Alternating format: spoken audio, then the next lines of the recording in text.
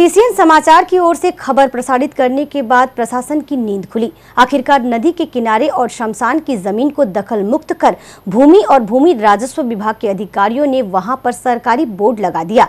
इसके बाद स्थानीय लोगों ने खुशी का इजहार करते हुए एक दूसरे को लड्डू खिलाया। मुख्यमंत्री के निर्देश के बाद सरकारी जमीन को दखल मुक्त करने के लिए लगातार अभियान चलाया जा रहा है। इधर स्थानीय लोगों ने सरकारी जमीन को दखल मुक्त करने के लिए 12 दिसंबर को विरोध जताया था। उसके बाद से ही कई बार सीसीएन की ओर से सरकारी जमीन व शमशान घाट की जमीन पर दखल को लेकर खबर प्रसारित की गई थी। अंत में स्थानीय लोगों की सहायता से सरकारी जमीन को दखल मुक्त किया गया। इसे लेकर पेपर मिल प्रबंधन के ऊपर कानूनी कार्रवाई करने का आश्वासन फांसीदेवा के बीएलआरओ सुब्रजीत मजूमदार ने दिया है। जमीन दखल मुक्त होते ही स्थानीय लोग खुशी से झूम उठे। तो এখানে দখল করে নিয়েছিল মিলের কর্তৃপক্ষ। তো আমরা অনেক লড়ানোর পর বিএলওর को জানাই আর অফিসকেও জানাই। তো জানানোর পর আজকে সত্যের জয় হয়েছে। তো বিএলওরও বোর্ড লাগাই গেছে।